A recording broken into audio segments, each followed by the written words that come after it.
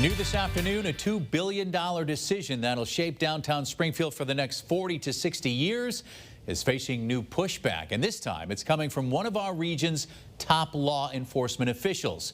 Welcome to Western Mass News on this Tuesday. I'm Chris Pisano. And I'm Amanda Martin-Ryan. Hampden District Attorney Anthony Gallooni is breaking his silence on the state's pick of developer Liberty Junction to build Springfield's new regional courthouse. Gallooni's office was actually the first agency to walk out of the current courthouse back in 2021 over unsafe, moldy conditions. Now, he says the process that chose its replacement was, quote, faulty. The courthouse battle landed in court last week, with local developers claiming a conflict of interest in the process that chose the Liberty Junction project.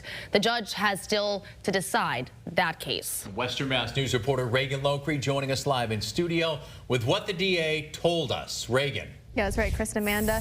In a wide-ranging interview, District Attorney Gallooni tells Western Mass News he's frustrated and disappointed with the state's pick of developer Liberty Junction, calling the process faulty. You know, I find it a little offensive that Springfield is getting this short shrift as I see it. The location doesn't make sense. It is really sort of on an island with the exception of Union Station there. Gallooni also raised concerns that Liberty Junction was the only proposal built entirely by developers from outside the region.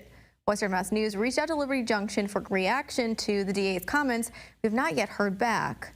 Now, Gallooni says he stayed quiet for months, hoping the process would produce the best courthouse for the region. He says officials have openly admitted Liberty Junction bid was the cheapest and argues that wouldn't fly in Boston.